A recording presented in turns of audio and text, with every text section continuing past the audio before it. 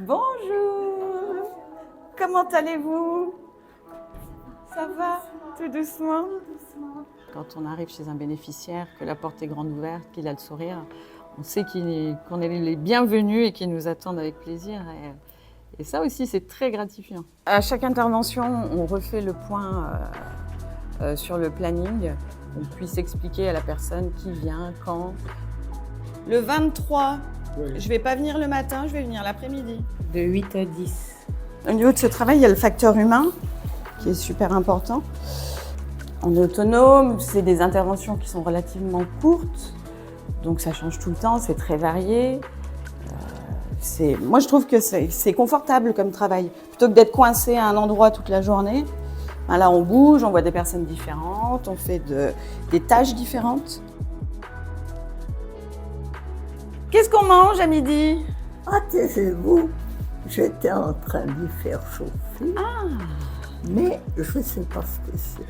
Je pense vraiment que c'est la première fois, mais vraiment, c'est la première fois dans ma vie où je suis contente de me lever le matin et de partir au boulot.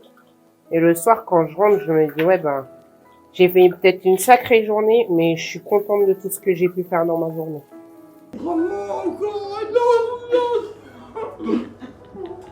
J'ai plaisir à venir travailler chaque jour. Et ça n'a pas de prix. Après 30 ans de commerce, là, j'ai gardé le côté humain du commerce, surtout en tant qu'opticien. J'avais déjà affaire pas mal aux personnes âgées aussi. C'est ce qui a facilité aussi l'adaptation au métier. Donc je garde le côté contact avec eux, mais sans le côté vente. Non, et puis vraiment, en grande majorité, les bénéficiaires sont très très reconnaissants. On est très souvent remerciés. C'est vraiment valorisant. On plaisante et c'est super agréable. On sait qu'on a fait du bien dans la journée parce qu'il y a malheureusement beaucoup de solitude.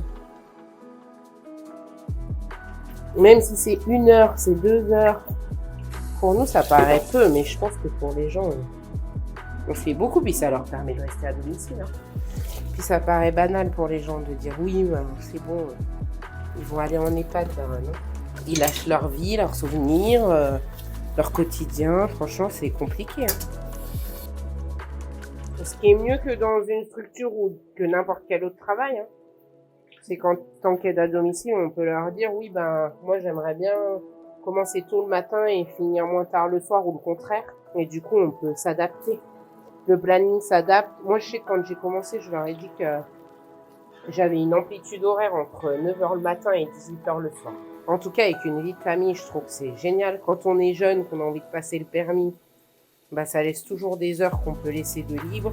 On a nos responsables qui sont joignables super facilement, donc dès qu'il y a quoi que ce soit, on peut les joindre.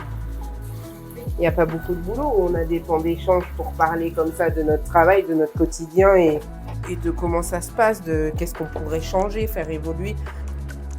Toutes les semaines, on a des réunions ERE où on organise entre nous, les aides à domicile, notre travail. Et souvent, on se raconte les gens chez qui on va, qu'est-ce qu'on pourrait modifier, améliorer, changer. Et après, de temps en temps, comme ça, là, on a des réunions où vraiment les responsables, elles nous parlent des choses un peu plus importantes. On a les formations aussi. Ça améliore notre qualité de travail. Et souvent, on arrive à choisir aussi. Ils proposent 2 formations et on a le choix entre l'une et l'autre. Aujourd'hui, on a passé la formation PSC1 pour les premiers secours. Donc, c'est évident que c'est utile pour nous quand on arrive chez les personnes, les bénéficiaires. On peut se retrouver dans des situations où on aura besoin d'effectuer les gestes de premier secours.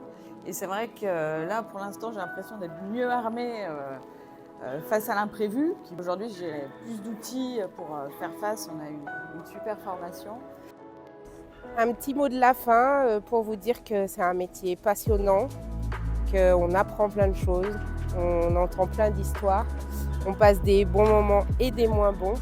Mais si vous avez le cœur à aider toutes les personnes autour de vous et que vous pouvez apporter un peu de bon à certaines personnes, rejoignez la DAPA.